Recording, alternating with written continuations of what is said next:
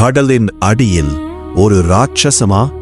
த bloop பற்றிய தகவல் வெளியானதும் உலகம் முழுவதும் பல்வேறு ஊகங்கள் பரவத் தொடங்கின. அவற்றில் மிகவும் பிரபலமானது, இது ஒரு மாபெரும் அறியப்படாத கடல் உயிரினத்தின் குரல் என்ற கோட்பாடு. ஏன் தெரியுமா?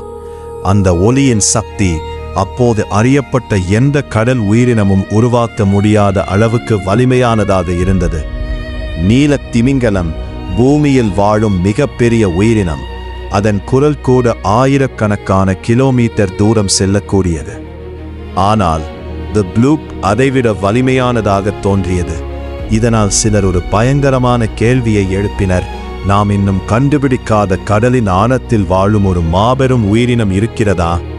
கடலின் ஆழமான பகுதிகளில் சூரிய ஒளி கூட செல்வதில்லை.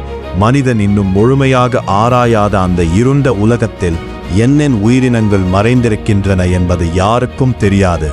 சமூக ஊடகங்களிலும் இணையதளங்களிலும் ராட்சச கடல் உயிரினங்களின் கதைகள் வேகமாக பரவின.